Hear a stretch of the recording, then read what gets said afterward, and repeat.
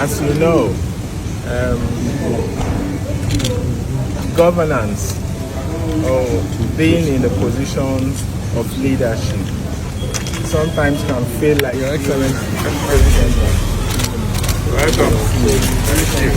Get out of that chamber and to also come out and compare notes and share views and all that. I also came to commend him for the great work he's doing for the people of Abia across several sectors, and I'm sure you know that's something we have in common between Abia and Enugu. We believe that the people are the epicenter of governance. So what we do, what the projects and programs we execute is all about the people. So I essentially came to talk about how we will continue to serve our people, better. And so that's largely why I'm here. Not comparing. Okay. Is 2027 election part of the discourse during the closed-door meeting with our Governor Dr. Alex Otti? No, our focus is largely on governance. Our focus, as you know, something we share in common is our background. We're both people from the private sector space, and we learn a lot from each other. No man is an island. And the Southeast too is also a small area. We're talking about 28,000 square kilometers, home to over 27 million people. So, and our people are of common stock. So we're also thinking about how our programs and projects would, in fact, there's hardly anything I do in Enugu that somehow won't affect Abia. The same thing, there's hardly anything he does here that doesn't affect Enugu. So we're also looking at how do we continue to optimize across the different sectors. All right, thank you very much, sir. Your Excellency, just one. Recently, your colleague and brother made case for additional states in the Southeast, and he also made case for state policing. Are you in sync with this idea, and what's your position about it, sir? All right, let me start by thanking His Excellency Governor Mbah for the visit to Abia State. We've been scheduling this visit for a very long time, and it so happened that we are around this weekend, and he drove by. And I'd like to thank him and thank the people and the government of Enugu State for the cooperation, for working with us. We share boundaries at Ogunloji. So some of the things we discussed are also how to ensure that there is security and that our people are secured in those places. So we talked about the Enugu State government and Abia State government partnering. Because if he successfully drives away criminals from there, they will probably end there. If we don't do anything, then one part of the Southeast will be secure and the other part will not be. So this kind of cooperation is very important. Now I'm completely in sync with my brother's position. As a matter of fact,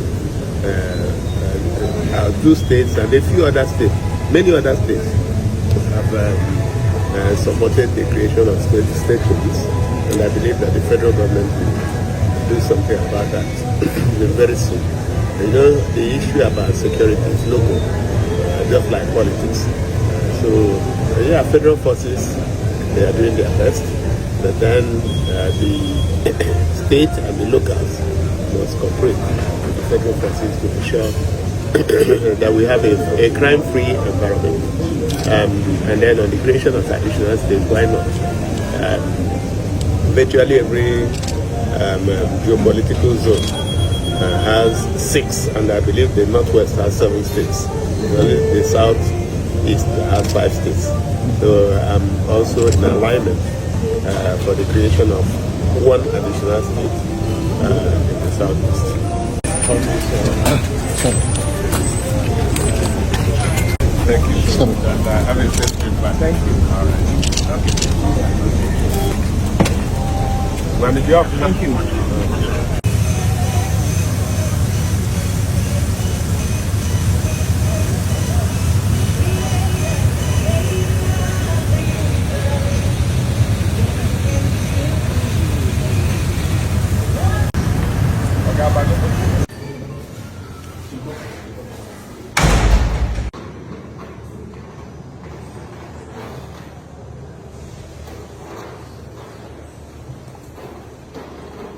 Ndibo, you guys are so lucky.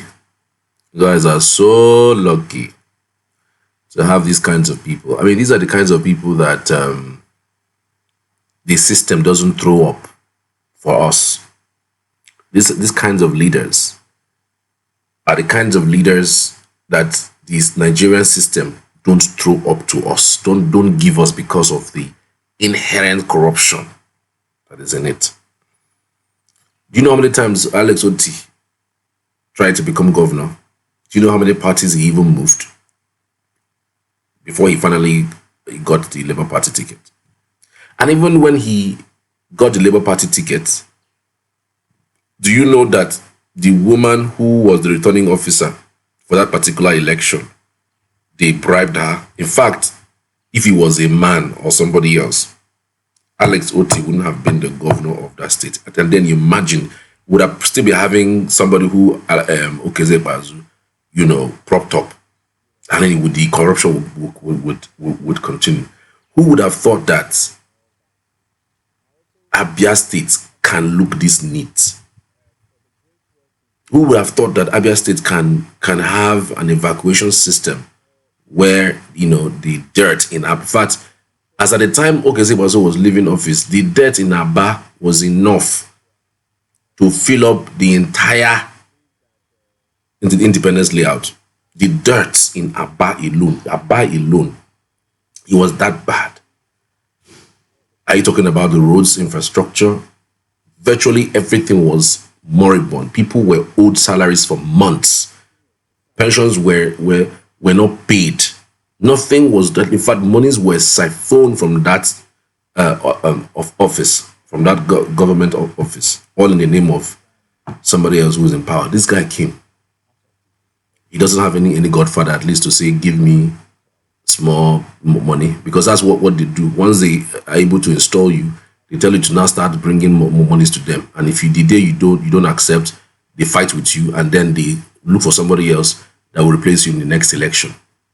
And then they make life miserable for you. Is that not what almost happened in Anambra with Ngige? So these things have played out, and I hope that we play it out completely. In Enugu, largely, this if Peter Mbah was not known in the political space. He wasn't under the government of Ugwai for 8 years to have said, okay, Ugwai should have picked somebody who is a commissioner. He wasn't around at all.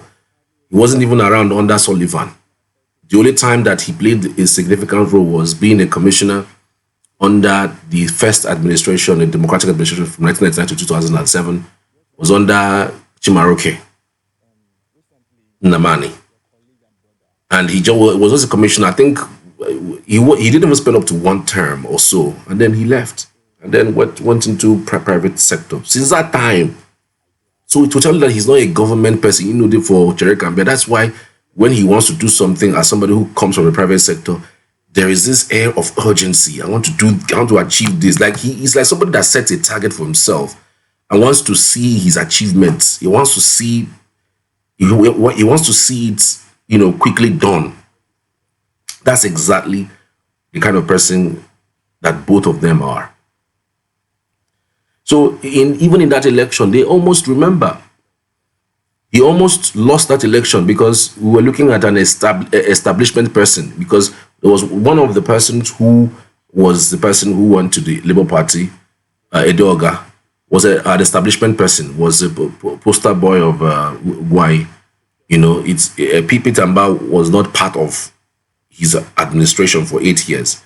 But this particular Edoga was part of Gwai's administration, you know, for 8 years. I mean, he was around.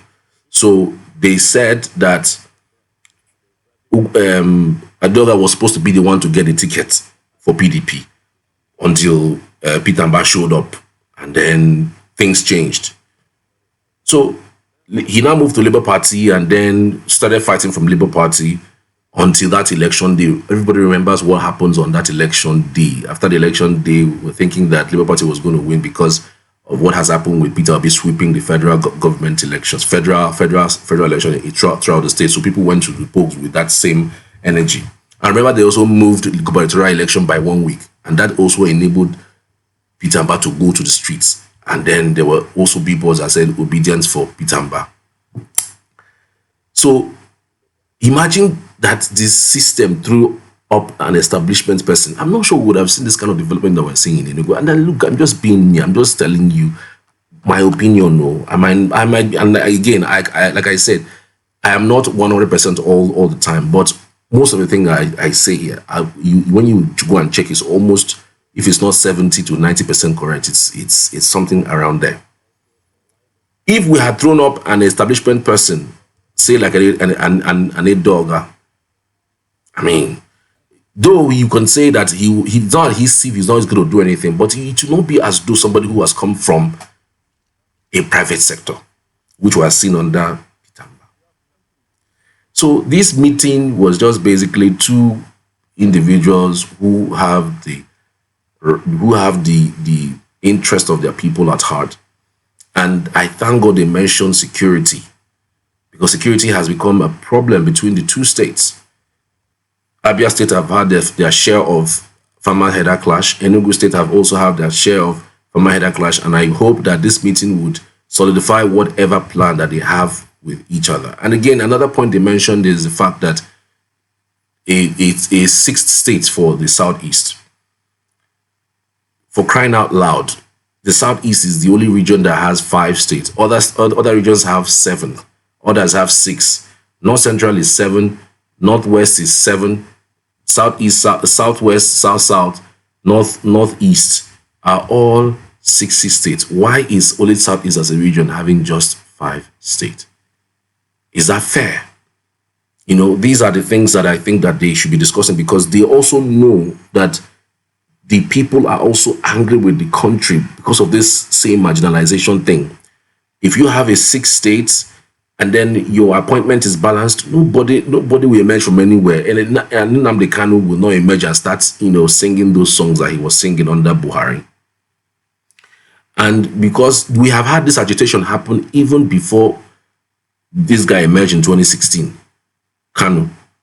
We have had Wazurike, who was doing his own agitation, but his agitation fell like a pack of cards, because it was under Goodluck Jonathan's period, Yar'Adua Goodluck Jonathan's period. As in, Jonathan had Igbos around him. So those things he was singing, marginalization wasn't sinking, because Igbos were playing critical role under that particular administration. So it's not the same thing, guys. It's not the same thing. So that's why sometimes it's good that government is strategic in whatever they are trying to do, so that they are able to galvanize and make things work out. Not every time force. You wanted to, take away Igboho, Sunday Igboho. You wanted to take away Nnamdi Kanu and kill people. People you also killed at Sunday Igboho. Do you have to kill people? Things that you can discuss over a table, and then hear their grievances, then you want to kill. Look at NSAS. It's just so terrible. It's just so terrible. So as I was saying, these are the government type of people that we should be blessed with. And everybody should put hands on deck to support these people. Because these are people who have shown signs of development, actual development for the people. Not just development that comes from mouthing it, saying it, I will, we will, I will, we will. It's actual that as they play, they show. So they should be commended, and they should be thumbs up, and everybody who needs anything should try and please support these people. And look out for people who can also continue from where they stopped. We wouldn't go back to where we're coming from. Very important. I hope they also play a huge role in selecting people who will take over from them, because again, I know that as a governor, you can look at the cabinet you have and point people who are progressive in their thinking, who can achieve this certain goal that they set for themselves, just like them. Not, the other way around. You are looking at employing somebody or maybe bringing up somebody who will not do as good as you are, so that they will always remember you. When I heard that the first time, that some governors do it, they pick people who they know they will not do better than them, so that things will remain the way they are, so that people will not miss them. And I'm wondering, is that no madness? So this is just what I said I should say. I would allow you to just watch the video as much as possible. Enjoy yourself and have yourself a beautiful day.